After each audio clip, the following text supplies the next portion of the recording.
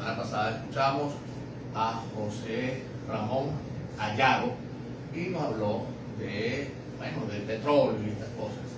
Y ahora tenemos invitado a Alberto Freites. ¿De qué nos va a hablar él? De cómo recomponemos el sistema eléctrico nacional, cuál es la falla, cuál es el origen. Y nos preguntarán cuál es el objeto de estas transmisiones y estos conversatorios con ustedes. Es precisamente que para no quedarnos en la crítica de lo que está ocurriendo, sino también a través de los profesionales, de los expertos en las distintas materias, aportar soluciones. Bueno, aquí tenemos al ingeniero Ayaro, que va a hacer la presentación del ingeniero Freites. ¿Quién es y por qué está acá y de qué nos va a hablar? Gracias, don Pablo. Para comenzar esta presentación le voy a aclarar algo a la comunidad en general. No soy ingeniero. Bueno que quede claro eso, porque eso después se presta a suplicacia. Quería agradecer al profesor Pablo Aure por su invitación y explicarle. Nosotros somos un grupo de profesionales que estamos dedicados a parir ideas para la reconstrucción del país. Hoy vamos a hablar del sistema eléctrico nacional y por eso se ha invitado al ingeniero Alberto Freites, quien es especialista, es ingeniero electricista con más de 30 años de experiencia, es especialista en la parte hidroeléctrica, extrabajador de DELCA, hoy en día es consultor empresarial y docente andragógico. El amigo Alberto lidera un grupo donde hay otros especialistas de diferentes multidisciplinarios. Es la parte de termoeléctrica, de redes y eso, y él es el líder de ese grupo. Hoy le va a hablar de la realidad y futuro del sector eléctrico venezolano. Bueno, vamos a escucharlo. Adelante, Alberto. ¿Te apago la luz, Alberto? Sí, por favor. Okay. Sí, gracias por la presentación, Ramón. Si quieres, arriba un poquito más para que te toque.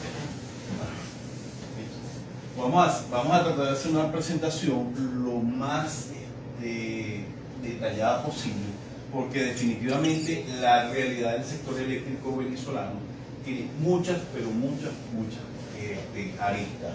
Este es un problema que de verdad es complejo y requiere de mucha información, ¿okay?, para complementar y para entender qué es lo que está pasando en el sector eléctrico, cómo llegamos a donde llegamos y al final cuál es nuestra propuesta de lo que debería ser el sector eléctrico para tener un servicio robusto y de calidad y no con tanto racionamiento como lo tenemos actualmente.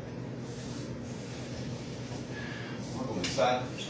El objetivo es exponer hechos significativos que explican la situación actual del sector eléctrico y argumentar la implantación de un modelo de mercado que permita la participación privada del sector eléctrico en el futuro.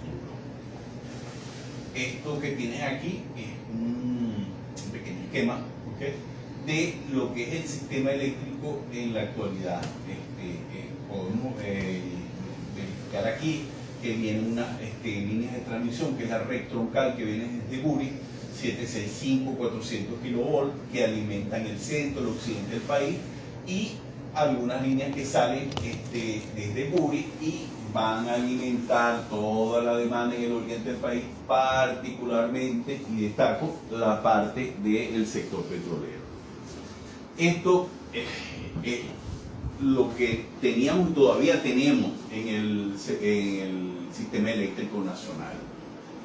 ¿Qué empresas teníamos antes de la creación del Corpoelec? Tenemos a DELCA, CAAF, Electricidad de Caracas, en el Enelco, que es en el Zulia, en el Bar en Barquisimeto, Cenica, ¿okay?, que es en la isla de Margarita, Senda en Monagas, Delta Marcuro, Eleval, aquí en el estado de Carabobo, Calife, Caley y Eleuel. Vestal, que aquí convivían unas empresas, si bien eran del sector privado, también estaban las empresas del Estado.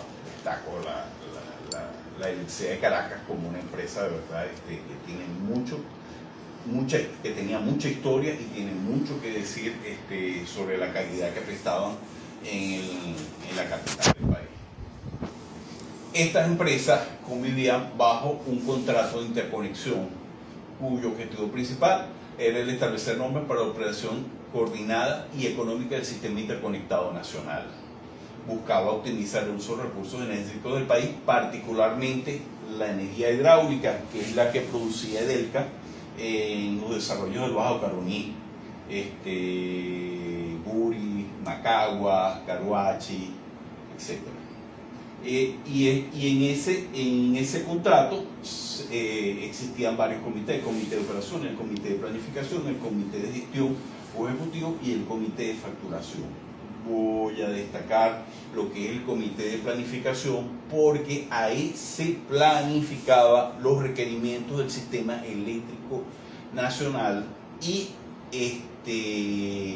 los estudios que hicieron estos señores dieron pie para que se alertara sobre las situaciones que a futuro se van a presentar en el sistema eléctrico nacional. En otras palabras, el déficit de generación. Las grandes obras del sistema eléctrico: Guri 1, Guri 2, Caruachi, Macagua, Tocoma pendiente, Caruachi también estaba presente, Planta Centro, 5 unidades de 2.600 megavatios. En los desarrollos del Bajo Caroní teníamos una capacidad total de 13.975 megavatios. El proyecto Uribante Caparo, que es un proyecto hidroeléctrico de CAAFE liderado, se planificaron 4 desarrollos, de los cuales las cuevas al final no fue construida, pero bueno, tenía una capacidad de 1.274 megavatios, nada despreciable, y una red de transmisión troncal 765-400 envidiable en el mundo, con una tecnología de verdad de punta, y igual que en nuestros desarrollos en el Bajo Caroní. Vamos a comenzar con estas primeras láminas. Lo que quiero destacar es lo que teníamos en el sistema eléctrico nacional.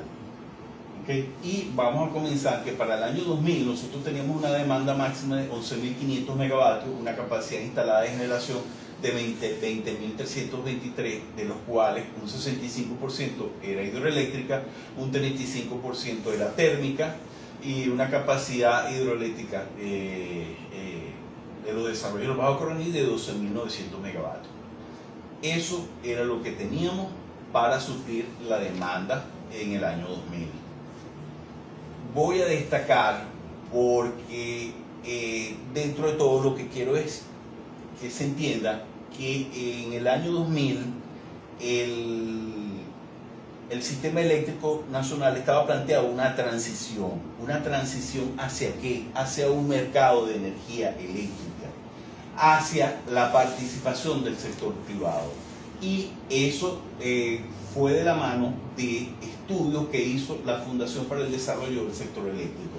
Es decir, era el brazo técnico, ¿okay?, que daba las iniciativas al Ministerio de Energía y Minas, ¿okay?, donde esta gente desarrollaron la ley de servicio eléctrico, que estaba vigente a partir de 1999, a pesar de que esa ley fue aprobada en una primera discusión en el gobierno de Caldera, en el último gobierno de Caldera. Al final se aprobó en los principios del gobierno de Chávez, cuando entra este gobierno a reducir. Entonces, ¿qué es lo que estaba planteado ahí? Un nuevo marco regulatorio y preparar al sector para la privatización o participación privada, porque ciertamente no todo iba a ser privado. Destaco que Edelca o que los desarrollos del Bajo Caroní no iban a ser privatizados, iba a quedar de manos del Estado, porque definitivamente en un mercado de electricidad ellos no iban a poder, iban a arropar todo el mercado, porque la capacidad de generación que tenía Edelca no era despreciable. Estamos hablando de más de 10.000 megavatios. Los aportes de esta gente fueron la ley del sector eléctrico, que era la primera ley que se aprobaba para el sector eléctrico, y los estudios arrojaban la necesidad de ir a un mercado eléctrico con la participación del sector privado. Dentro de los estudios que se hicieron, un primer ensayo de cómo debería ser ese mercado, estaba Cenica, ¿okay? Ustedes recuerdan que esta empresa es la que prestaba el servicio de energía eléctrica en Margarita, y ustedes pueden ver cómo fue el cambio radical en Margarita cuando llegó esta empresa. Este era como un laboratorio, vamos a decirlo así. Los primeros pliegos tarifarios fueron desarrollados por la gente de Fundelec con sus estudios, manuales técnicos, la creación de la Comisión Nacional de Energía Eléctrica, que eso al final no se dio, un plan de desarrollo del Sistema Eléctrico Nacional desde 2005 al 2024 y un PDC del 2013 al 2019. Estos planes de desarrollo del Sistema Eléctrico Nacional no se cumplieron. En ellos estaba estipulado las necesidades de inversión, particularmente en generación térmica, en transmisión, en distribución. Es decir, teníamos el plan ideal, que si de haberse cumplido, es que no estaríamos en las circunstancias. Aquí, esto es a grandes rasgos, es una línea de tiempo del marco legal del sistema eléctrico. En los primeros años, esta es la ley de servicio eléctrico, y después esta ley de servicio eléctrico que no se llegó a implementar para ganar un poco más de tiempo. Esta ley pasó a ley orgánica con el fin de dar un poquito más de tiempo para su implementación. Al final no se hizo. Después entró un reglamento del servicio eléctrico, y voy a quedarme aquí porque eso es lo que teníamos en las primeras de cambio. En otras palabras, resumo, lo que estaba planteado para el sector eléctrico era una reestructuración de este señor con la participación privada mediante un mercado de energía eléctrica. Debo destacar al final qué es lo que tenemos: la creación de una empresa eléctrica nacional, contrariamente a lo que se quería, contrariamente a lo que en el mundo estaba planteado, que es deslastrar al Estado de las grandes inversiones que requiere un sistema eléctrico. Eso no se hizo. Vamos a ahondar un poquito más acá en esto con la creación de Corpoelec, que es la Corporación Eléctrica Nacional, que es lo que se creó en el año 2000, con la ley orgánica, que fue en el 2007. Esta nueva ley eléctrica lo que viene es una centralización total del sistema eléctrico nacional, la desaparición total de todas las empresas, para dar pie a una empresa que, voy a destacar esto, de manera improvisada, de una manera poco planificada, se desarrolló. Debo destacar que en mi experiencia, cuando se creó Corpoelec, al principio se estaban creando unas mesas de trabajo para lograr homologar la parte organizacional, para lograr homologar la forma en que trabajaban las empresas, que se planificaban, que se ejecutaban las obras. Y al final esto no se dio, y un buen día, dícese por ahí en el año 2010, miren, vamos a crear Corpoelec. Ya todos somos Corpoelec, transmisión va para un sitio, comercialización va para un sitio, distribución van a trabajar así, y lo que está tras bastidores de todo eso es que se pierde o se perdió la inteligencia organizacional que traían todas las empresas. Todo ese bagaje de conocimiento se perdió en una organización que en su estructura organizativa comenzó como una estructura organizativa de segundo nivel, y lo demás se iba desarrollando como iba viniendo.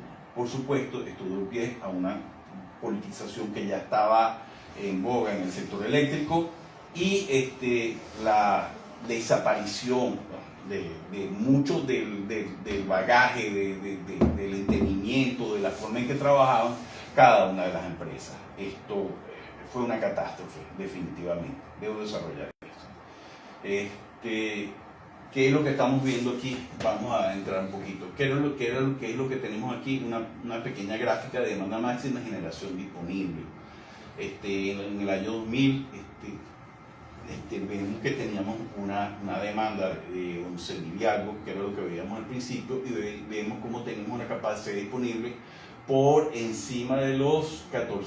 Ojo, esto es capacidad disponible y no es la capacidad nominal de las unidades. La capacidad nominal de las unidades es mucho mayor. Explícanos mejor eso para la gente que no está tan ducha en el tema energético, para que uno entienda mejor esto, ¿no? Ok, fíjense, la demanda es lo que demanda todo el sistema eléctrico nacional. Es literalmente en potencia, en una unidad de potencia, lo podemos poner también en energía, es todo lo que demanda el sistema eléctrico nacional. Y la capacidad disponible es lo que se tenía disponible en las horas de demanda máxima por año, en el país, vamos a decirlo así. La azul es la disponible. Azul es la disponible, la roja es la demanda máxima. Y entonces ustedes ven como había a principios del año, a principios de siglo, veíamos como teníamos una brecha bastante distanciada de lo que era la demanda máxima.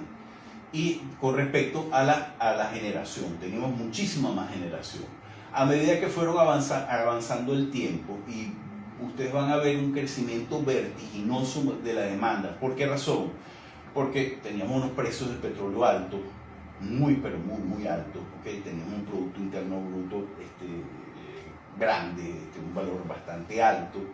Eso se prestó a que la demanda creciera, el aparato productivo creciera, la gente consumiera mucho más. Vamos a decir también que teníamos unas tarifas que eran bastante bajas con respecto al deber ser de lo que vale la energía eléctrica, porque la energía eléctrica es un valor bastante costoso. Entonces llegó un momento en el 2010 donde vemos una brecha de que la demanda superó a la disponibilidad. ¿Por qué se debe esto? Fíjense, a principios del año, en el año 99, ya el Comité de Planificación de OCSE venía alertando de la necesidad de hacer inversiones en generación térmica. Esto no se hizo. Después, en el 2005, sale el PDC, en el Plan de Desarrollo del Sistema Eléctrico Nacional, donde participaban todas las empresas, donde participaba el Ministerio, donde participaba Fundelec, donde mucha de la inversión que ya sabíamos mediante el Comité de Planificación no se hizo, no se desarrolló. Entonces, a lo largo de este tiempo se sobreexplotó. Vean, esta es una gráfica del nivel del embalse. Hubo una sobreexplotación del nivel del embalse, porque la proporción entre generación térmica y generación hidro, como se planificó, era un 60% de hidro y un 40% térmica, donde la inversión en térmica iba a preservar los niveles del embalse en los tiempos de sequía. Explícanos eso como más para un lego, más coloquial. Vamos a explicarlo más coloquial. ¿Esto qué quiere decir? Que uno tiene una generación térmica es la que funciona con combustible, gas, diésel, fuel, toda esa generación térmica está colocada, y vamos a verlo rapidito, a la zona central. Puedes señalarlo con el apuntador, ahí lo tienes. Es cierto. Toda la generación térmica debería estar ubicada en el norte del país. Aquí vemos a Planta Centro, en la región capital estaba Tacoa, en la región zuliana estaba la Termozulia, todas las unidades de generación que estaban aquí en esta zona. En el Barra existían unas plantas de generación, aquí en Carabobo también tenemos plantas de generación. O sea, toda esta generación debería soportar la demanda cuando en tiempo de sequía Guri se viera comprometida. ¿Qué pasó en los últimos tiempos? Esta generación no se invirtió, no se invirtió en nueva generación. Y de hecho, al igual que como se hizo en Guri, se sobreexplotó la que teníamos a tal grado que ya después no servían. Entiéndanse como el caso de Tacoa. Tacoa se sobreexplotó, en ningún momento se pudo sacar para mantenimientos mayores y en la actualidad está generando cero. Lo mismo pasó con Planta Centro y lo mismo pasó con muchas unidades que estaban aquí presentes en el estado Zulia. Ingeniero, disculpe que te atropelle de esta manera, ¿no? Pero me preguntan cómo, hemos llegado por falta de inversión o se invirtió pero se distrajo ese capital, se desvió hacia otro, o esa inversión hacia otra parte. Llegamos a la semana pasada, para avanzar un poquito, ¿no? Llegamos a la semana pasada donde la doctora Delcy Rodríguez dice que van a acentuarse los racionamientos porque el sol está, de manera perpendicular acá en Venezuela. ¿Cómo recuperar el sistema eléctrico? ¿Cuál es la respuesta a eso que nos dicen? ¿Y cuál es la respuesta a esto que sufrimos? Porque aquí en Carabobo, y yo creo que en toda Venezuela, no sé si en Caracas se repite lo mismo, estamos viviendo unas dosis de racionamiento muy, muy fuertes, muy duras. Okay. Fíjate lo siguiente, definitivamente no se trajo.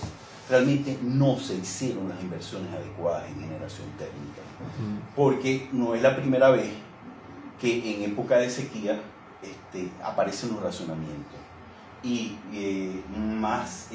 estos racionamientos han sido mayores en las épocas en que ha habido fenómeno del Niño. De hecho, ahorita en el último semestre de este año se está esperando un fenómeno del Niño, que son épocas de sequía, donde debería llover, deja de llover. ¿Qué pasa cuando tú no tienes la generación térmica? Acabas con todo el agua que tienes en el embalse de Guri. ¿Okay? Y nosotros vamos a ver un poquito más adelante, vamos a verlo más adelante en una gráfica que no la veo por aquí.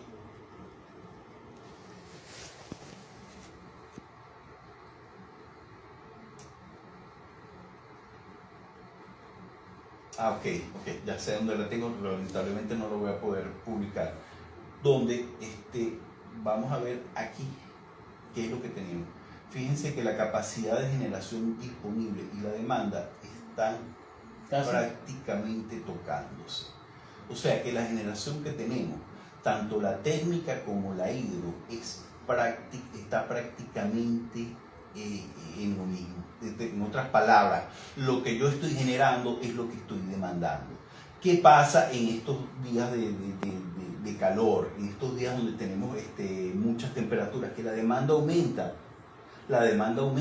y no tengo capacidad de generación, para suplir esa demanda. Y es por eso que se producen los racionamientos. Esa es la gran verdad. No tengo generación disponible para suplir la demanda actual del sistema eléctrico nacional. ¿Esto por qué? De nuevo, hemos sobreexplotado los desarrollos del Bajo Caroní, el Guri. Prácticamente nosotros no tenemos más racionamiento porque el Guri está presente, pero la generación térmica que tenemos disponible a duras penas da para suplir la demanda que tenemos. No tenemos más nada. Yo quería agregar algo, Alberto. Esa es la capacidad de generación, pero hay algo que no has mencionado, y es el factor de servicio de las redes de distribución. Debido a que a la red de distribución no se le ha hecho el mantenimiento oportuno, tanto preventivo como predictivo, su capacidad, el factor de servicio ha disminuido abruptamente, está en el orden del 48%. Entonces, no todo lo que se genera, es capaz de llegar al consumidor. Y entonces esa es una de las razones también clave para que no haya que racionalizar por parte. Y no se puede prestar un servicio eficiente y oportuno porque se descuidaron también las redes de distribución. Ahora, estamos en este nivel, tenemos el diagnóstico, estamos viendo cuál es el origen del problema. Ahora, ¿cómo atacamos el problema? ¿Cómo le decimos a la gente, mire, esto se puede solucionar de esta manera? Necesitamos tanto tiempo. Esto sería el costo para el país, si es que se puede hablar de costo. ¿En cuánto tiempo Venezuela puede recuperar la normalidad energética que tuvimos en alguna oportunidad y que inclusive, no sé si todavía exportamos, vendemos, regalamos energía eléctrica de Venezuela hacia otro país? Yo tenía entendido que a Brasil, a Colombia, en un momento determinado se le dio energía eléctrica venezolana. No sé, yo soy lego en esta materia, por supuesto. Mira, sí, definitivamente no se les daba, se les vendía. Uh-huh. Uno de los principales puntos donde se le vendía a Colombia era por Cuatricentenario Cuestecita, ¿okay? Por el estado Zulia, y se le vendía a unos precios bastante altos cuando teníamos disponibilidad. Y hacia Brasil, ¿okay? Donde todo el excedente que teníamos, porque aunque todavía no lo creamos, todo lo que se produce en Guri, yo lo puedo sacar. Eso no es cierto. O sea, yo tengo limitaciones de transmisión en las líneas de 800-400, las tengo abarrotadas, ¿okay? Porque de toda la demanda, más del 65% de la demanda, la suplimos mediante los desarrollos de Baja Colonia, entiéndase Guri, ¿okay? Entonces, todavía yo tengo excedentes y ese excedente iba a complementarse con Brasil. ¿Qué quiere decir complementarse con Brasil? Mira, en los tiempos en que yo tenía mucha agua, yo le vendía a Brasil, y en los tiempos que Brasil tenía mucha agua, ellos me podían vender a mí. Eso al final no ocurrió, pero esa energía se les vendía y se cobraba en moneda dura. Actualmente el intercambio está por alrededor de los 5 megavatios. Eso es lo que estaba ocurriendo para el año 2005. No es mucho y definitivamente no es eso lo que está pesando para que yo tenga un déficit de generación en el sistema eléctrico nacional. Voy a pasarme por la situación actual, que es lo que tenemos en el sector eléctrico, que es el dolor de cabeza y lo que está consiguiendo. Tenemos bajo sueldo, poco inexistencia de recursos materiales, cargos gerenciales militarizados o politizados, falta de recursos para invertir en el sector. Los recursos son pocos o escasos porque tenemos pérdidas técnicas y no técnicas. En otras palabras, no cobro toda la energía que vendo. Eso no es cierto. Tengo una empresa que tiene muchas debilidades. Falta de estadística confiable que permita la operación y planificación del sector eléctrico. La poca se oculta. Las fallas se ocultan para evitar que sea usado políticamente. Contratación de personal no calificado. La inversión del sector eléctrico se limita a lo estrictamente necesario. La estructura presenta obsolescencia, falla o falta de modernización, como lo expresaba el señor Rayado, en el área de distribución. Pero esto no solamente es en el área de distribución, es en el área de transmisión, es en el área de generación térmica, en el área de modernización de Guri, de las térmicas, de invertir más en generación térmica. La inversión en las plantas de generación distribuida no fue la más acertada cuando se hizo eso. Eso fue una inversión de verdad no fue la más adecuada. Se prestó mucho a corrupción, se prestó a instalar unas plantas de generación que no eran la solución para el sistema eléctrico nacional. Nuestro asesor era el cubano, ¿no? Asesores cubanos, exactamente. ¿Qué saben los cubanos de un sistema eléctrico como el venezolano? No se siguió asesorando con los alemanes o con los japoneses, que eran los que antes nos daban asesoría. Ok, estamos ya el diagnóstico, la causa. ¿Y tú crees que en esta época de estabilización, como lo han denominado el gobierno americano, estabilización, recuperación y transición, estamos supuestamente en la estabilización? ¿Tú has tenido conocimiento si hay técnicos, tecnócratas, viendo el problema eléctrico? ¿Has visto algún proyecto de solucionar esta crisis que estamos? Sí, definitivamente existimos muchos grupos de ingenieros en el área de electricidad, incluso aquí en Venezuela y fuera del país, y ya claro en lo que se tiene que hacer para el sistema eléctrico nacional. Y eso va a ser parte de nuestra presentación. Okay. Vamos a concluir con las conclusiones. El sector eléctrico se encuentra vulnerable y con frecuentes racionamientos a nivel nacional. Esto lo estamos viviendo hoy en día. ¿Okay?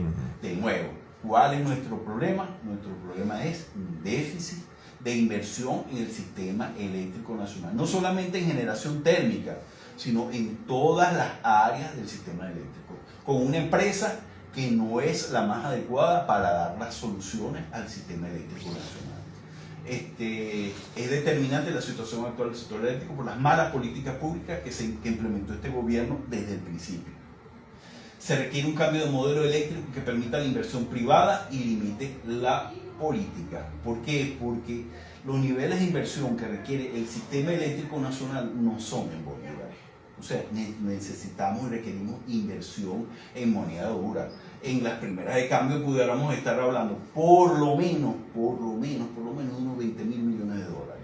¿Okay? Eso no es cualquier cosa.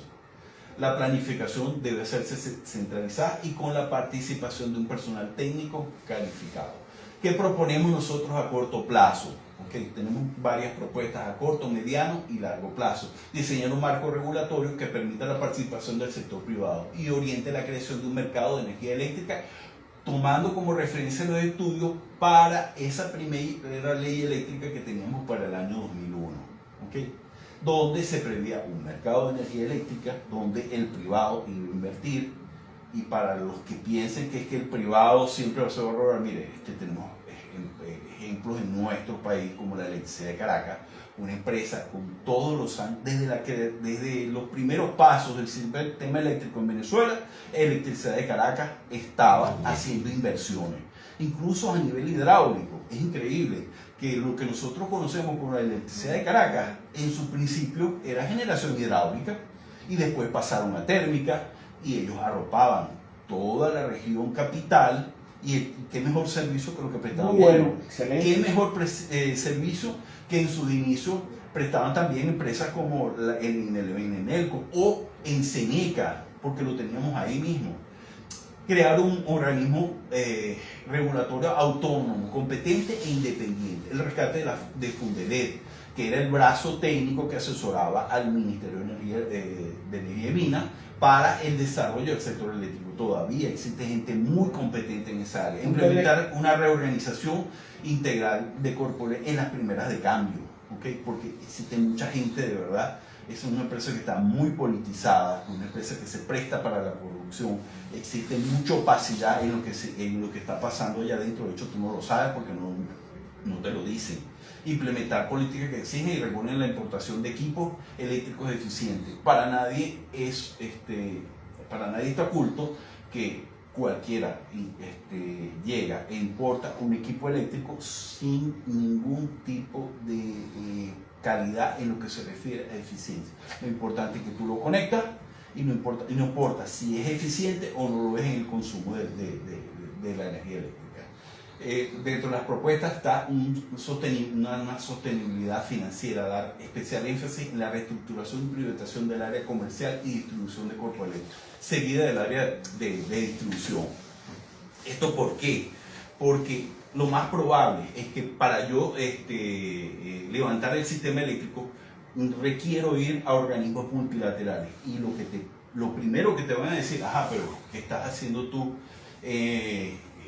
¿Cómo está tu empresa? ¿Cuáles son los recursos que tú estás recaudando? ¿Cuán eficiente eres tú en esa área? Eso es lo primero que te va a preguntar un organismo multilateral para acceder a esos préstamos. Esto me va a permitir traer recursos para comenzar a la reestructuración del sector eléctrico. ¿Por qué comercial? Ustedes dirán, pero es que eso no tiene nada que ver, no me va a mejorar el servicio. Pues sí, porque es la única área del sistema eléctrico donde tú inviertes un bolívar y se te retorna en 100. Y nosotros tenemos niveles de pérdida bastante altos, energía que no facturamos, energía que no medimos, ¿okay? Y energía que yo no estoy recuperando y no estoy cobrando. Diseñar una política tarifaria dinámica y adaptada a la realidad económica del país que permita gestionar la demanda, segmentada por estrato social y sector comercial, industrial, agropecuario. Miren, una tarifa eléctrica debe ser tan barata como para que todos podamos tener acceso a ella, tan cara como para que hagamos un uso racional y eficiente del servicio y lo suficiente para que una empresa eléctrica pueda invertir. ¿Cuánto pueda cuesta? tener una rentabilidad. Una pregunta, porque muchas veces uno paga el recibo de luz, pero no sabe qué es lo que está pagando. A uno le cobran el kilovatio, no sé cómo se mide eso, y cuánto cuesta el kilovatio residencial. Mira, no tengo el número exacto ahorita, pero lo que sí te voy a decir, que tú pagas más por aseo urbano que por servicio eléctrico. Imagínate tú. O sea, literalmente lo que a usted le llega, que usted dice que está caro, es el aseo urbano y no es el servicio eléctrico. Sí, porque Eso te no viene es en el mismo así. recibo. Eso no es así. Mientras usted está pagando 4.000, 5.000, 6.000 bolívares, ¿ok?, por su consumo, resulta que por aseo urbano te paga 10 veces más. Eso no es racional en un país como el nuestro. Qué buena Tú pagues aclaratoria, más ¿no? por aseo urbano que por un servicio tan costoso como el que nosotros tenemos. Y tan complejo. Y tan complejo. Y que requiere de personal calificado de verdad, de línea. Ingeniero, la misma pregunta que yo le hice a Yaro la semana pasada.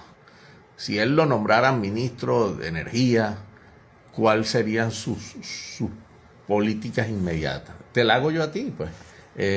Si tú, bueno, estás coordinando este grupo de técnicos, de ingenieros que abordan el problema eléctrico, ¿cuánto tiempo crees tú que pudiéramos solucionar esto? ¿Con cuántos? ¿Cuál sería tu propuesta para, ya me las estás diciendo, ¿no? Pero ¿en cuánto tiempo? Para que la gente diga, mira, de verdad que esto tiene solución, porque a veces nos pintan las cosas como esto es insolucionable. Esto es dentro de 20 años si acaso. El problema, bueno, energético aquí no lo vamos a recuperar en corto tiempo. ¿Cómo? Mira. Definitivamente. Para darle esperanza a la gente también, para decir, mira, sí, solo sí se hace.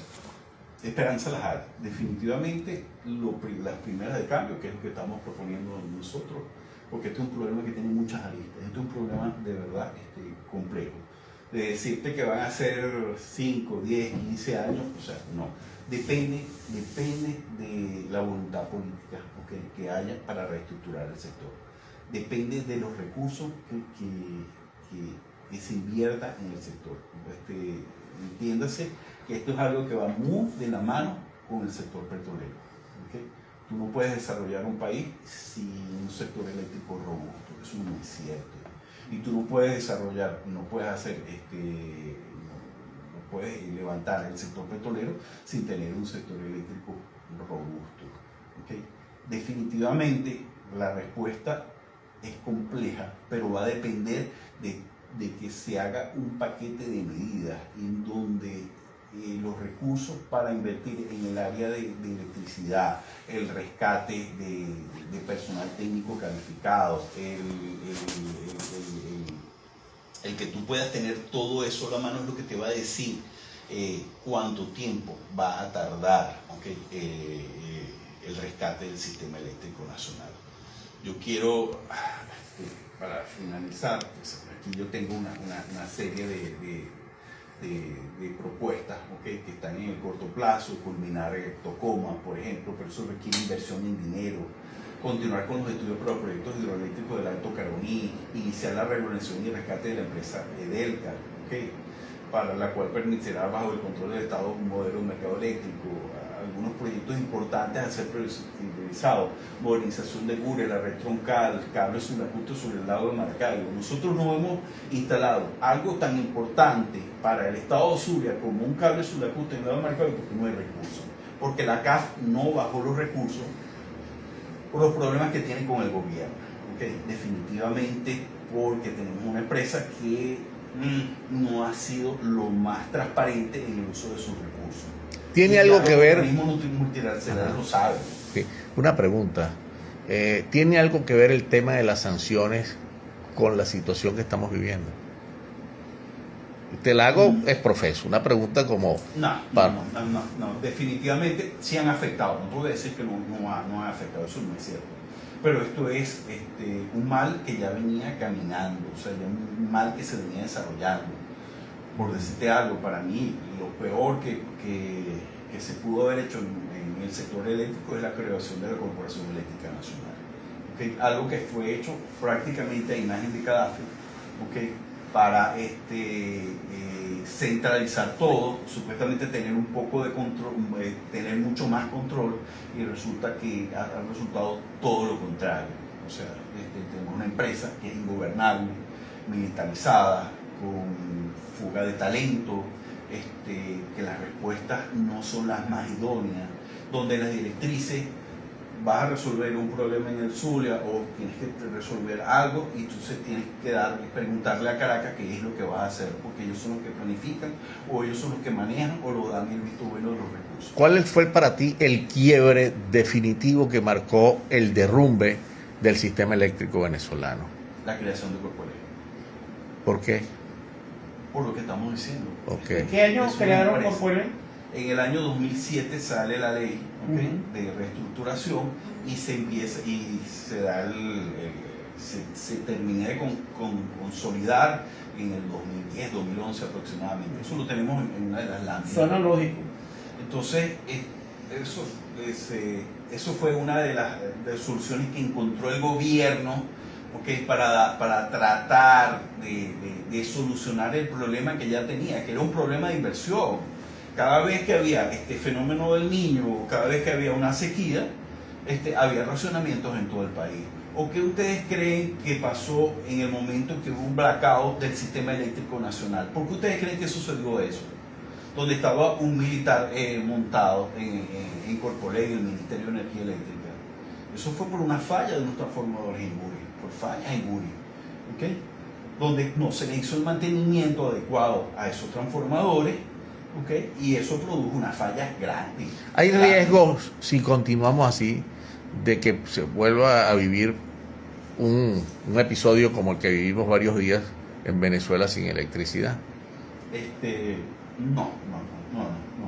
Realmente nuestro ingeniero, y así, ahí se puede decir con toda la seriedad que tiene de algo tan delicado, es que se hicieron las inversiones. Posteriormente a eso se hicieron unas inversiones, grandes inversiones a nivel de la red de transmisión, ¿okay? Y se tiene un poco más de control respecto a lo que está pasando en el Guri, en la red troncal. Se trata de realizar inversiones porque ciertamente el Estado no tiene dinero para invertir en el sector eléctrico. Para hacer las inversiones que requiere, no los tiene. Actualmente no los tiene. Y aunque haya una transición en este país, mire, la prioridad que va a ser educación, salud, seguridad, ¿okay? Y los niveles de inversión que requiere tanto el sector petrolero como el sector eléctrico son voluminosos. Aquí hay una persona que está preguntando que eso sí, lo que acaba de decir no lo entiende, eso es con relación a las sanciones, que las sanciones han afectado en el servicio del sistema eléctrico venezolano, dice, porque dinero siempre hubo para invertir. ¿Y cómo explican que los ministros encargándose, no sé, o sea, quiere decir que cómo le vamos a echar la culpa a las sanciones si hubo dinero para invertir y no lo hicieron? O sea, una pregunta. Sí, bueno, es un poco capciosa, digamos, vamos a decirlo. ¿Qué pasa? Que cuando tú tienes las sanciones, no puedes, ¿con quién puedes hacer tu negocio? ¿Con quién puedes tú importar equipo? Con China. Sí. Es el único, porque con Estados Unidos, con Francia, sí, mire, con es importante con Alemania, no lo puedes hacer, con Japón tampoco, porque tienen sanciones. Entonces termina de alguna forma, eso te limita la maniobrabilidad, amén de que también los recursos que tú requieres estás limitado en tu venta de petróleo, entonces tú no puedes recibir todos los recursos que tú necesitas para invertir en el sector eléctrico. Sí, es importante. Es a eso lo que me refiero. Sí, es importante que la gente sepa que aquí estamos conversando apartando la ideología partidista, si estamos o no estamos de acuerdo. Sí, entonces, desde el punto de vista técnico exclusivamente. Eso es más técnico que económico que político. Ese es como un médico que esté operando a un paciente. El paciente puede ser del color que sea, pero ese va a la medicina. Ustedes están aplicando esto indistintamente las causas, diagnosticaron la causa, ven cómo lo van a recuperar y está hablando, claro, yo también comparto lo que tú dices, de alguna manera la sanción limita el poder de negociación. Limita la inversión que tú puedes hacer en el sector. De hecho, inmediatamente después de ese blackout que tuvo el país, donde tuvimos varios días sin electricidad, mira, Inmediatamente, apenas nosotros nos incorporamos, lo primero que hicimos fue, nos sentaron porque...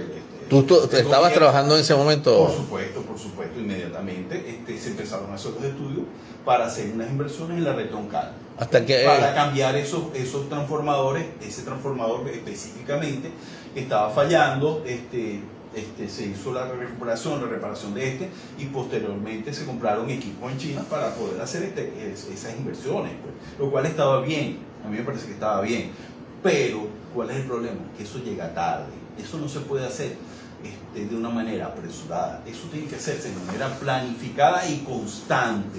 O sea, la inversión del sector eléctrico es algo que se tiene que hacer de manera constante y planificada. ¿Por qué? Porque nosotros los ingenieros lo primero que hacemos somos unos estudios de crecimiento de demanda, ¿okay? En función a las variables económicas, a lo que está pasando en el país, a lo que está pasando en el mundo, y en función a eso se va programando la capacidad de generación que tú vas a necesitar en el país. Eso se hizo, los ingenieros lo hicieron, los ingenieros levantaron las alertas, pero el Estado no hizo las inversiones adecuadas en el momento que tenía que hacerse. No es cuando ya tú estás con el agua al cuello, que ya no estás prestando el servicio, que ya ves que hay racionamiento en todo el país, que vas a comenzar a hacer las inversiones. Eso no es cierto.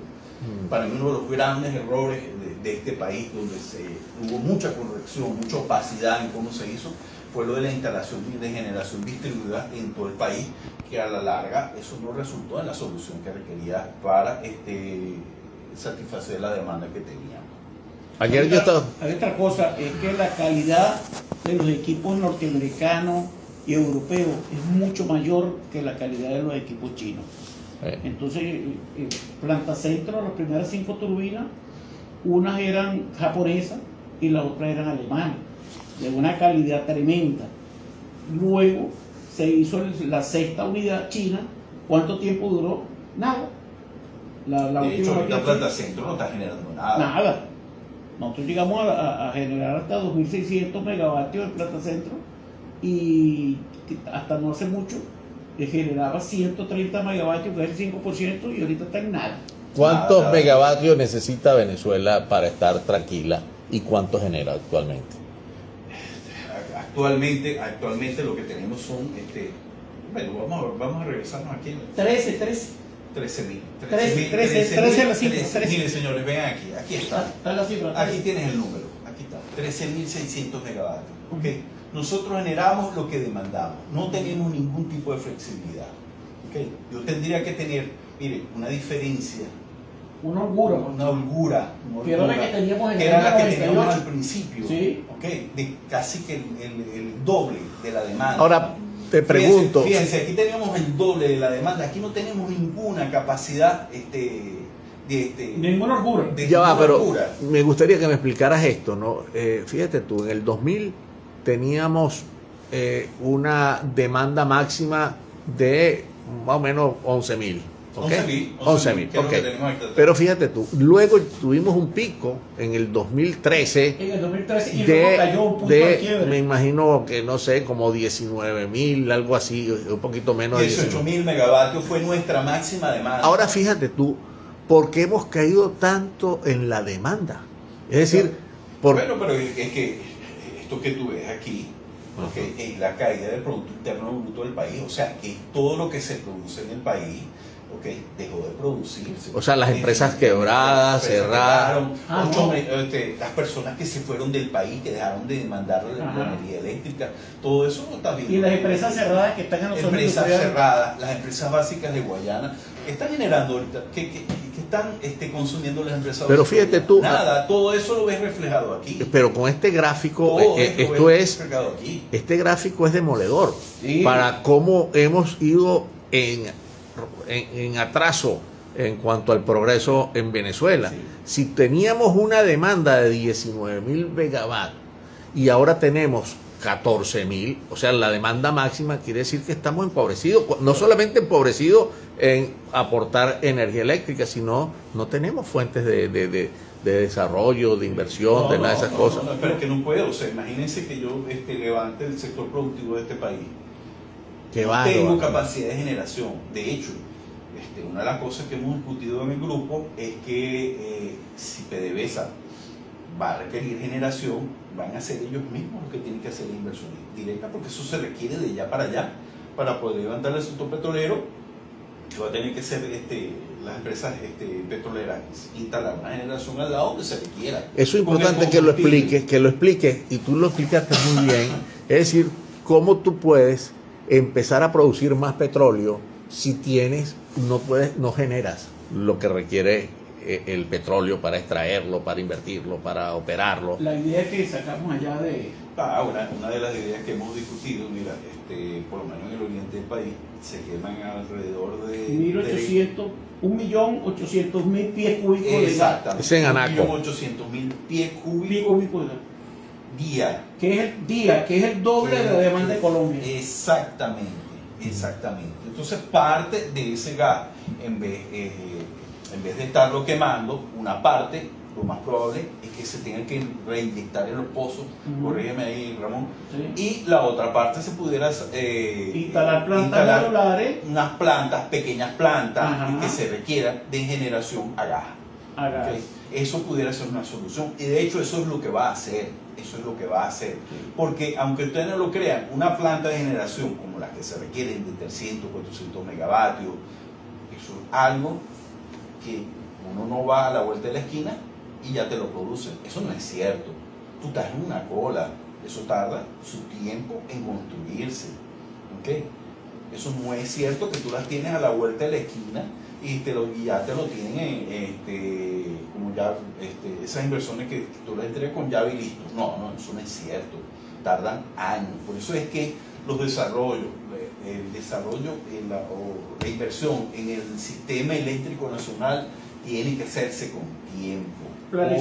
Planificada. Porque si no, eso lo que trae es crisis, pero trae un sobrecosto, vamos a decirlo así. Eso es lo que estoy diciendo, la palabra. Eso trae un sobrecosto que es innecesario. ¿Okay?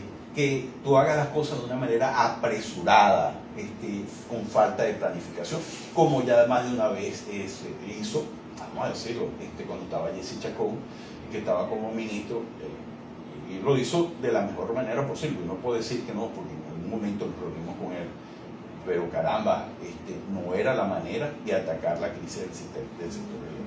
Ahí yo quería analizar una broma en esa curva que me resulta interesante en función de la información que tú diste, ¿no?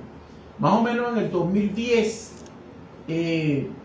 pasó de Delca a Corpoelec, más o menos según de hecho, fue la primera empresa que pasó a ser parte de Corpoelec, fue Delca, porque era la más sencilla. Delca tenía unos estándares de calidad muy altos y de mantenibilidad de las instalaciones. Ellos aplicaban mantenimiento preventivo y hacían las inversiones en los equipos de manera programada y en el momento oportuno. Eso es correcto. Además de eso, no le daban pela, vamos a decir así en el término coloquial, a los equipos. Si un equipo tenía una capacidad nominal de 400 megavatios, por decir una cifra, ellos no lo pasaban de 350. ¿Por qué? Eso le alargaba la vida útil y aparte de eso le hacían su mantenimiento preventivo y proyectivo en el momento oportuno. ¿Qué pasó ahí en el 2010? Vean ustedes cómo aumenta la producción. A los equipos empezó a darle pela, inclusive a la represa vaciarla al máximo, sin tomar en cuenta de dejar un volumen de reserva estratégico. Luego llega el 2013 y cae abruptamente la producción. ¿Por qué? No cumplieron los planes de mantenimiento preventivo, la vida útil de los equipos colapsó, sufrieron fatiga por no hacerle el mantenimiento en el momento oportuno y cae la producción. Está facilito, ¿no? Hay una gráfica que se llama la curva de Weibull, la curva de la batea, que los especialistas en mantenimiento la estudian. Weibull fue un científico, un ingeniero austriaco, que graficó la frecuencia de la falla en función de su uso, de su vida útil. Era una batea donde en la parte inicial existían fallas de ajuste, de calibración y todo, y bajaba. Y luego era plana, esa era la vida útil. Si no le hacías un mantenimiento preventivo adecuado, esa parte plana era más corta la vida útil. Pero si se lo hacías de manera efectiva y eficiente, se alargaba la vida útil. Aquí no pasó eso, mira. Cayó ahí, se ve facilito. Pero de hecho. Ahí está fácil. Mira, se especula mucho, vamos a darle un poquito más de sabor a esta conversación, aparte que ustedes son técnicos, pero me gustaría también, se especula, no sé si será verdad o no, que hubo, cuando Jesse Chacón fue, ya lo mencionaste, una importante suma de dinero que supuestamente iba a invertirse en unas turbinas o en algo. Entonces emergieron allí, aparecieron los bolichicos, ¿ah? Y ¿qué es cierto y eso? O sea, eso es especulación, eso forma parte. No es especulación, ok, eso no es especulación, vamos a verlo aquí, o sea, el primer decreto de emergencia, esto es cuando Jesse Chacón, vamos a estar claro, se decretó una emergencia, primer decreto de emergencia, okay, que esto lo ven aquí en este periodo, cuando estaba Jesse Chacón, y con este decreto de emergencia realmente se hicieron cuantiosas inversiones para instalar generación distribuida. O sea, se destinaron Sí, cuantiosas sumas de dinero, pero no se invirtieron. Sí, se destinaron y sí se invirtieron. Lo que pasa es que obvio que se invirtieron con sobreprecio. Hubo sobreprecio, opacidad. Se compraron equipos viejos, vamos a decirlo así. No se compraron equipos nuevos, porque no es que, como digo yo, no es que tú vas a salir a la vuelta de la esquina y vas a conseguir ese tipo de equipo ya nuevo, prístino, y lo vas a instalar. Eso no es cierto. Se invirtió en generación distribuida, pero es lo que decíamos, son unas plantas pequeñas, okay, que requieren bastante mantenimiento. Algunas no eran las más nuevas, eso no es cierto, okay. Se habla de sobreprecio, probablemente sí lo pudo haber habido, y adicionalmente esas son plantas que no son para funcionar 24 horas, eso no es cierto. Son plantas de generación térmica para funcionar en las horas pico del sistema, ¿okay? Donde tú ves esa demanda, en esas horas pico tú prendes tu unidad, ¿okay? Y después la tienes que apagar. Pero, como digo yo, tú tienes que tener una infraestructura para hacerle mantenimiento a esas plantas de generación, tienes que tener combustible, la logística para el combustible para que ellas puedan funcionar. Especialistas en mantenimiento también. Especialistas en mantenimiento. Si yo, lo que pasa es que no tengo esa información aquí, pero pudiéramos ver cuántas de esas plantas de generación distribuida en la actualidad están generando. Son muy pocas, pero muy pocas. Eso fue una inversión de verdad que no fue la más afortunada para el desarrollo del sector eléctrico, para la calidad del sector eléctrico. Vamos a ir concluyendo. No sé si tú quieres sugerir algo. Fíjate, yo quiero que entremos en estas láminas, que las voy a tratar de resumir de una manera rápida y concisa, que es la solución que ya en la ley del sector eléctrico en el año 2001, en el año 99, era lo que estaba planteado, donde se habían hecho los estudios adecuados, que es un mercado de energía eléctrica para Venezuela. ¿Qué es un mercado de energía eléctrica? Es un sistema institucional y operativo donde la electricidad se transfiere mediante transacciones de compra y venta, bajo reglas de competencia, a diferencia de un modelo vertical donde una sola empresa hace todo. Eso quiere decir que es un modelo vertical, son empresas constituidas verticalmente, donde la generación, transmisión, distribución y comercialización se hacen por una sola empresa. Esos procesos se separan para establecer una competencia, particularmente en comercialización, distribución y generación. ¿Okay? Distribución no, perdón, eso es un monopolio regulado, y se establece una competencia. Y aquí se separan las actividades para maximizar su eficiencia y traer capital privado. ¿Qué ventajas tiene un mercado de energía eléctrica? Además de que esto es algo que se está haciendo, voy a hablar nada más de Latinoamérica. En Latinoamérica todos los países tienen un mercado de energía eléctrica. Uno de los últimos que pude constatar cómo trabajaban, harán como 5 años, es Brasil. Brasil tiene su propio mercado eléctrico. Ustedes ven que absolutamente todo está regulado y normado. Incluso los precios de obras nuevas, eso es algo que está publicado. O sea, es una licitación porque necesita una generación, porque necesita una transmisión. Eso está publicadas, son licitaciones abiertas y publicadas para que todo el público la audite. Eso es un mercado de energía eléctrica, donde todo, absolutamente todo, cómo vas a construir la transmisión, cómo vas a construir una torre, qué tipo de torre tienes que construir tú, cuáles son en una subestación, mira cuánto te cuesta el transformador, qué capacidad tiene que tener, qué características tiene que tener, todo eso está normado y debe estar regulado. ¿Qué ventaja tiene un mercado de energía eléctrica? La eficiencia económica, se despacha primero la energía más barata, esto es por mérito, esto da señales de inversión, los precios del mercado indican dónde y cuándo hace falta construir una nueva planta, para eso se hacen simulaciones, se trabaja con programas como el SDP, Stochastic Dual Dynamic Programming, que es un programa de despacho hidrotécnico óptimo, donde yo tengo uso costos marginales para entender cuál es el comportamiento del mercado, dónde se requiere inversión en generación, en transmisión.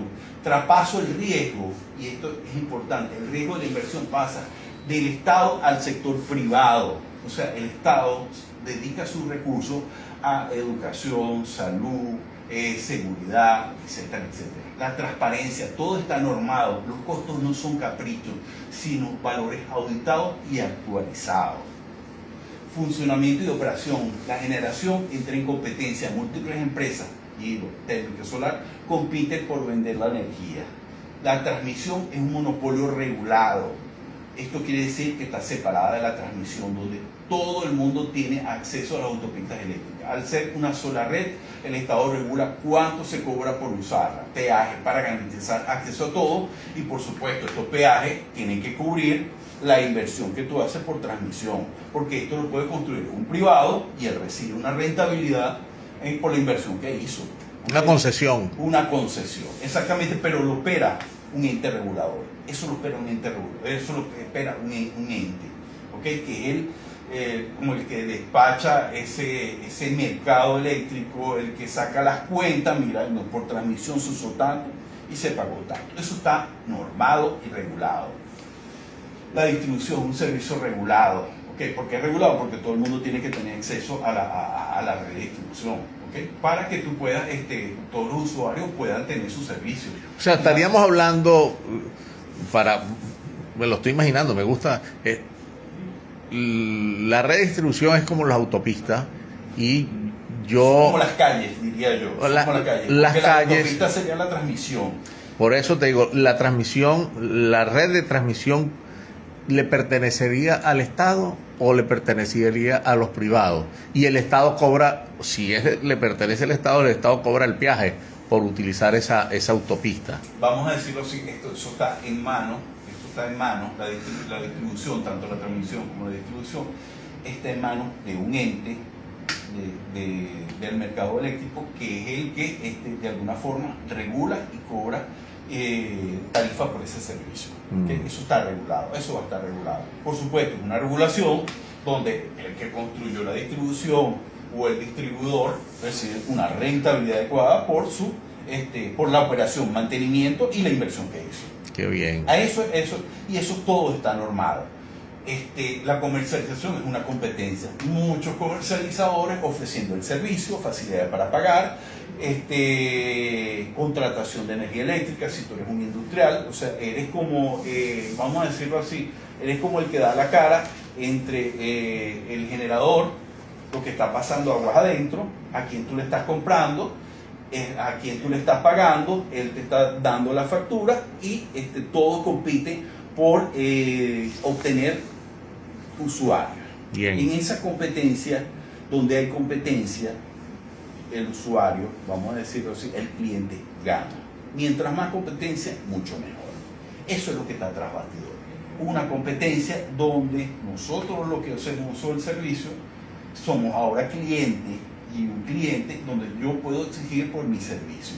Ayer estaba hablando con un ingeniero y le comenté que hoy iba a hablar contigo. Y él me dice, mira, el gran problema en Venezuela no solo es uno de los grandes problemas, no el gran, por supuesto, tú estás esquematizando todo.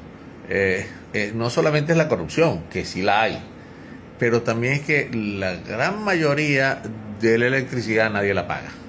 decir, Totalmente cierto. Y eso Totalmente. es lo que estamos hablando, de Sí. pérdidas técnicas y no técnicas. Y de hecho, o sea, y si la pagas, es una tarifa irrisoria. Eso no es cierto. Y en todos los sitios que hay una Eso no es invasión, cierto. los invasores entonces no pagan la energía eléctrica y los comercios sí le cobran duro. Todo aquel que cumple con toda su reglamentación paga patente de la alcaldía, paga derecho de frente y le cobran la energía eléctrica el triple. Y entonces los invasores llegan a un sitio y no tienen medida Y y eso- nadie se mete con ellos. eso a nivel de porcentaje es alto. Estamos hablando de ese es el número que yo les estoy diciendo, pérdidas técnicas y no técnicas. Eso De- está metido allá ¿Qué adentro. porcentaje? Estamos hablando en promedio un 40%. Bastante. Mucho. Por supuesto que incluso hasta más. O sea, ¿ustedes creen que hacia el sur de Valencia todas las personas pagan por el servicio? O sea, que van y se lo van a cortar si la persona no paga. O sea, no hay problema, no es porque viva en el sur, es porque todos tenemos que pagar, ¿ok?, por ese servicio. Y todos tenemos que hacer un uso racional y eficiente de ese servicio. ¿Qué es lo que está tras bastidores? Cuando tú tienes una tarifa adecuada que da las señales de que Ya. tú tienes que hacer Ya. uso No, ya va. racional y eficiente. Aquí está, vamos a corregir. Aquí de repente fui yo el que utilicé la mala expresión. Dice, no estoy de acuerdo con que nadie paga la electricidad. No es real esa afirmación. No, ya se corrigió. No es que nadie paga, sino un alto porcentaje no la paga. Que No aproximadamente... se paga, y es que no se paga, a veces no es porque Y lo es que culpa se de los paga, salarios, porque así. no se lo cobran. Ujú. Sí, literalmente porque no se lo cobran. O si se lo cobran, no se lo miden. Muchos de ustedes, muchas de las personas que están conectadas, están claro que a veces ni siquiera te miden la electricidad. Que si te hacen un estimado, se mide alguna vez, se te usa un estimado y con eso es que te factura. O si no hacen un cobro inadecuado. O hacen Yo un tengo cobro una casa inadecuado. sola Eso y también. me llegan unos recibos altísimos y cuando voy a pedir que por favor me hagan una inspección a la casa para que sepan que está sola y que yo debo pagar el mínimo, me dicen no, para poder hacer recibir esa carta de reclamo Tienes que pagarlo todo. tiene que pagarlo todo. Y yo digo, pero qué broma es esta, pues? Es un abuso, no puede ser. Sí. No Esos puede son, parte de las ineficiencias que hemos estado destacando de la empresa eléctrica que tenemos actualmente.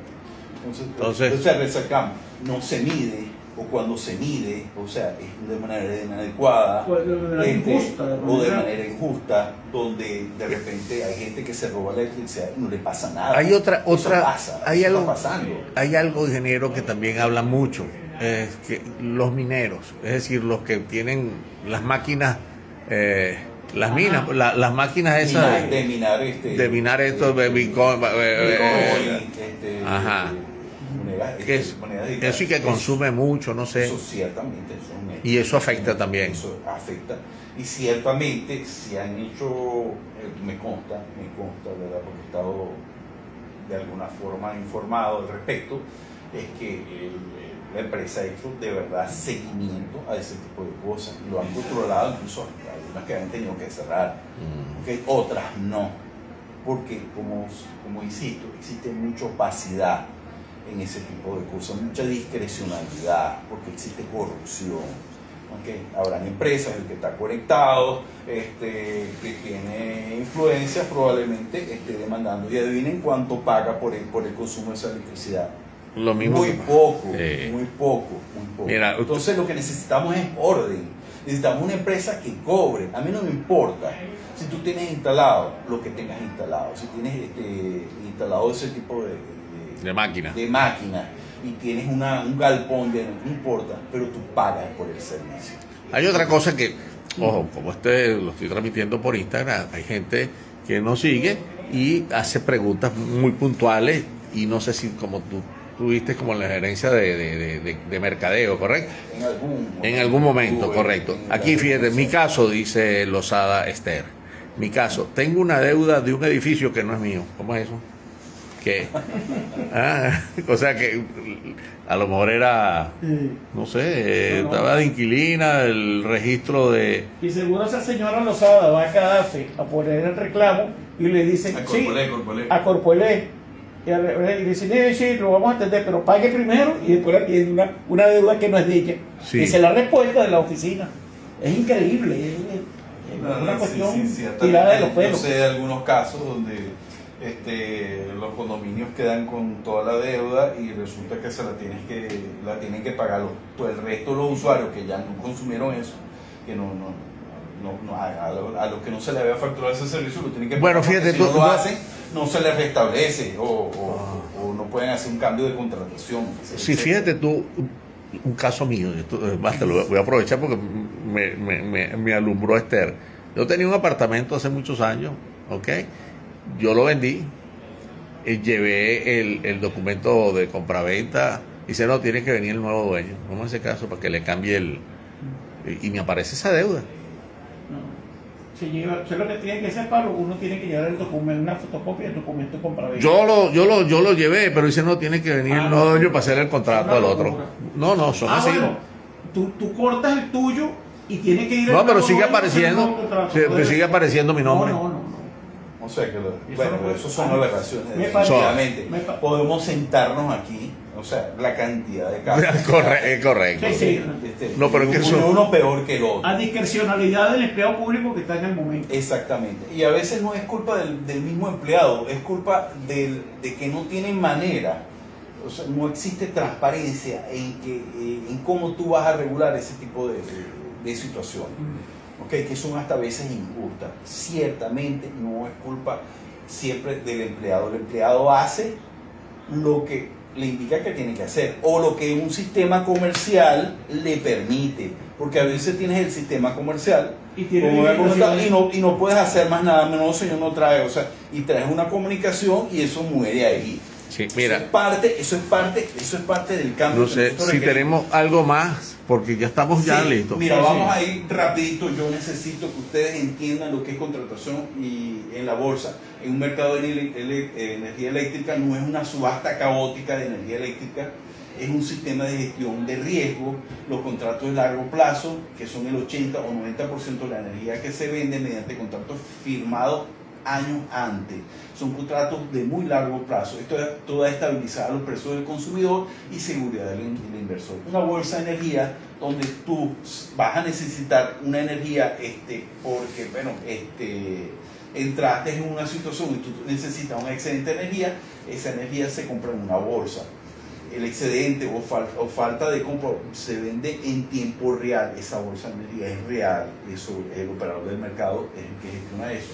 Y el precio lo fija la última unidad que entra a cubrir la demanda. Eso, quiere decir estamos hablando, que- ya va, espérate, ¿estamos hablando para el consumidor o estamos hablando para el Estado? No, estamos hablando para una gran empresa que necesita un consumo de energía adicional al que tiene Ok. contratado. Pues eso no hay ningún problema. Él la gestiona y esa energía se compra en una bolsa de energía.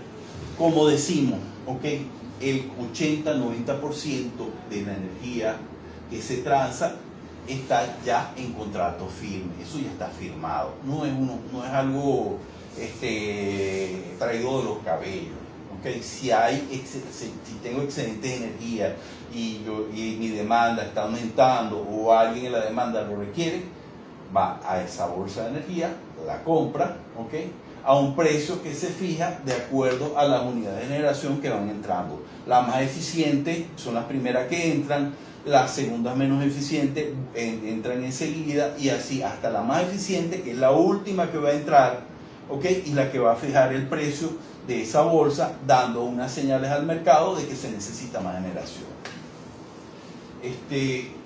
El modelo en Latinoamérica, adaptación en realidad, la motivación en la región ha sido clara. El Estado ya no podía financiar solo la expansión eléctrica.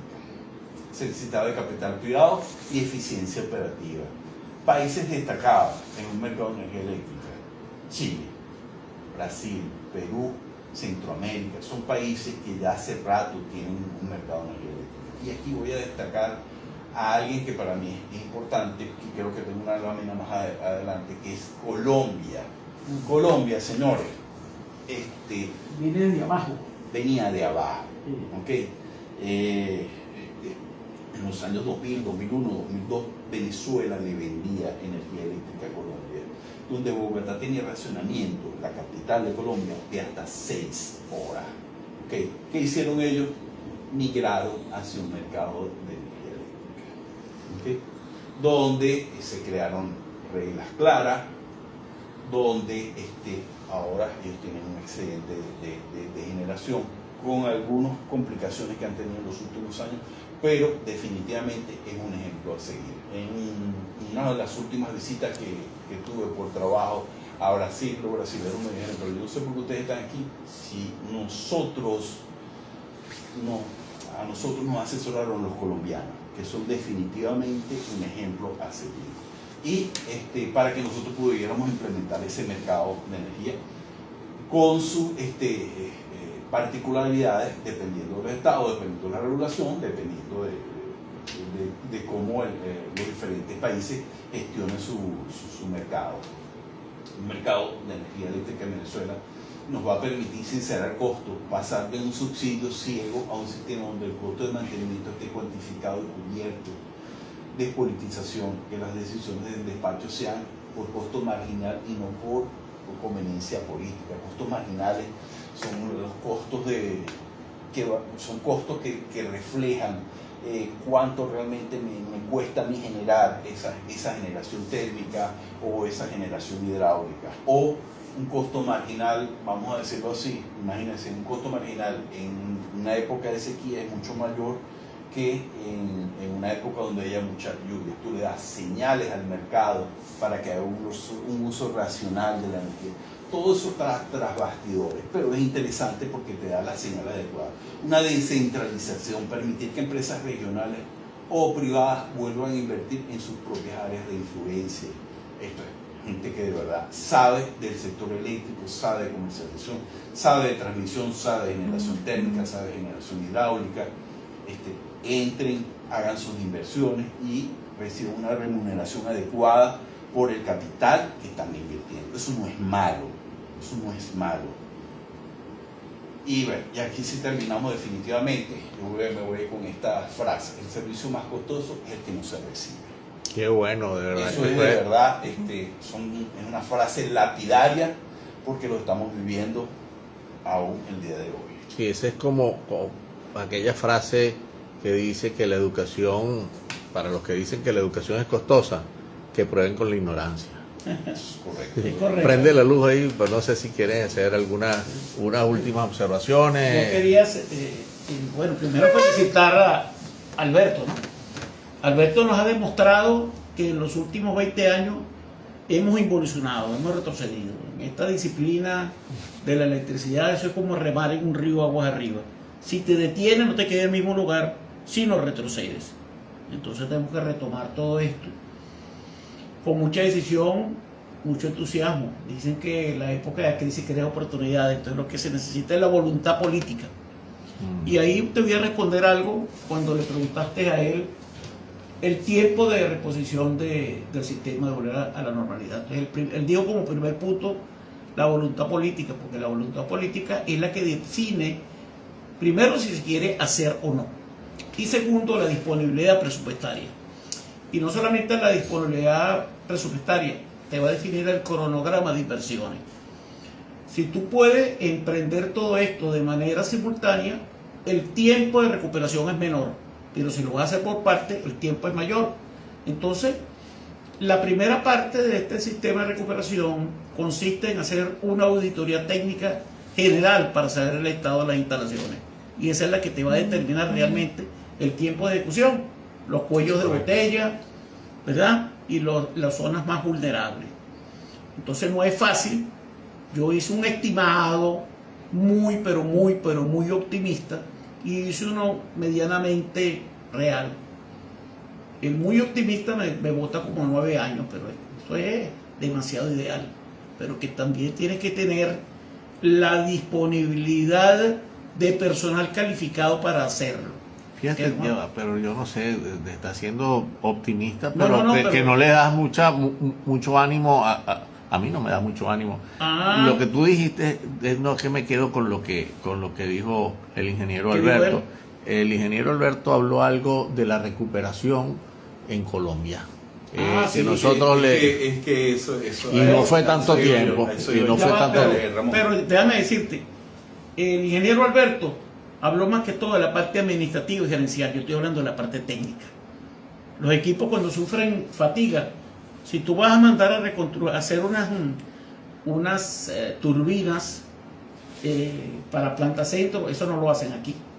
Y tienes que ir, meterte en una cola. Y tú hablas con ellos ahorita, en esta fecha, y ellos te meten en una cola, y es posible que para el año que viene... Pero no puede, es que yo todavía, yo no salgo de mi asombro. O sea, estamos hablando de esto en mi oficina. Cuando te digo mi oficina, esto no lo estará hablando otra gente. Es decir, no habrá este estudio que ustedes están proponiendo, pero que no están proponiéndolo cualquier persona que nos conseguimos en la esquina. Son personas que vienen de la empresa y que conocen cómo es Don Pablo, y se desconoce si en realidad lo han hecho. No lo sé, yo sé que sí hay gente, pero no sé, lo que me preocupa es lo siguiente. Me preocupa que el tiempo que vaya a tardar el sistema de recuperación y que todas esas empresas alimenticias dependen de la electricidad para su proceso de manufactura de sus alimentos. Por ejemplo, toda la zona de aquí vamos a hablar de la zona de gallinas ponedoras de huevo y pollo, que es lo más rápido y lo que consume más el ser humano. Esas gallinas ponedoras te ponen día y noche, y los pollitos tienen que tener electricidad para comer todos los días, para crecer. Ellos te trabajan las 24 horas del día. Y las incubadoras también necesitan electricidad. Ahora ellos les llega por dos lados, por la red eléctrica, que es deficiente, y las otras plantas eléctricas de emergencia que trabajan con diésel. Y esas plantas eléctricas de emergencia ya no son tan emergencias, porque se supone que deben ser utilizadas más o menos el 5% del tiempo de emergencia. No, ellas ya están siendo utilizadas por... Dime, tú ibas a decir algo cuando hablé del tema Colombia. Sí, fíjense. Pero fíjate tú, ya va que no ha terminado. Hay alternativas que inclusive en el grupo de trabajo que estamos haciendo de profesionales técnicos, de cómo generar energía eléctrica de otra forma, que es la parte del biogás.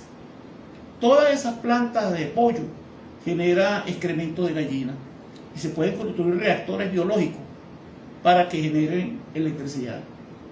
Todas esas plantas tienen el combustible, porque el problema de nosotros es el combustible, porque por lo que vemos, la industria petrolera, mientras no se haga esa modificación en la ley de inversiones, no van a venir los inversionistas y va a tardar tiempo en recuperarse. Pero entonces ellos sí producen excremento de gallina todos los días. Ellos se pueden crear reactores biológicos. Está bien, mira, ya lo que pasa es que ya vamos a ir concluyendo. Es que fíjate, es que de verdad que yo todavía estoy impresionado, ¿no? Cuando ustedes hablan que estamos en cola, mejor dicho, no estamos en cola, o estaremos en cola cuando la pidamos. Es decir, esto nunca se previó. Esto no lo han tocado, o sea, esa cola ya no. ¿En qué puesto de la cola vamos? Ajá. Es decir, no estamos ni siquiera en la cola. Ni siquiera hemos pedido número. Bueno, entonces estamos mal. Estamos muy mal. Pero por eso yo digo, ¿será que Fíjense. ellos tienen algún secreto, chicos? La gente. No, definitivamente. Fíjense, tenemos más de 10 años hablando del mismo tema, problema de generación. Déficit de generación, o sea, racionamiento por cualquier sector. El problema es que el Estado no tiene los recursos para invertir en unas unidades de generación como las que se requieren. Eso es la verdad. Pero yo voy a cerrar y voy a tomarte la palabra lo que tú decías. Yo voy a ser optimista. Si países como Colombia, con unos racionamientos como los que tenían ellos, pudieron salir adelante en menos de 10 años, muchísimo menos de 10 años, ¿okay? Implantando un mercado de energía eléctrica, dándole participación al privado, que tiene el músculo financiero, ¿okay? Para hacer la inversión que requiere el sector eléctrico, y lo tienen de ya para allá, sin ningún tipo de burocracia. Hago la inversión y mientras en menos tiempo esté, yo voy a ganar dinero. Estás dándole señales para que alguien venga e invierte. Nosotros vamos a salir adelante. Soy optimista. Lo que sí es una verdad es que el gobierno como tal no ha tenido ni la organización ni el músculo financiero para hacer las inversiones que el sector eléctrico requiere. ¿ok? Y requerimos generación térmica, optimización, modernización de nuestro sistema eléctrico. Y eso requiere dinero, personal técnico capaz, ¿ok? Y esa es nuestra propuesta. Me voy con esa propuesta. Si países como Colombia, que estaban al lado, lograron superar una crisis eléctrica como las que tenían, un sistema eléctrico como el que nosotros tenemos actualmente, con muchas más debilidades, porque nosotros por lo menos tenemos las inversiones de Guri, de Macagua, de Caruachi, esas inversiones cuantiosas que nos dejó la democracia en nuestro país, que nos dejaron los gobiernos anteriores, vamos a decirlo así, pero no tener un aspecto político. Nosotros vamos a salir adelante. Si se hacen las cosas como tienen que hacerse, nosotros vamos a salir en el corto plazo. Y soy optimista. Un mercado de energía eléctrica que era lo que estaba previsto en el año 2001 y no se hizo, es la solución que nosotros proponemos. Y no solamente yo, otros compañeros que han hecho estudios al respecto. Bueno, ya escucharon al ingeniero y bueno, y al técnico. Que sabe bastante. Dicen que sabe más por viejo que por diablo, ¿eh? Bueno, esto va a quedar colgado en mi cuenta. Voy a tratar ahora, después de subirlo a YouTube y enviarlo a lo mejor por algunos fragmentos. Agradecemos, por supuesto, al ingeniero Alberto, que nos habló del sistema eléctrico. Por supuesto que hay esperanza. Lo que necesitamos es que haya voluntad. Apretado brazo para todos ustedes.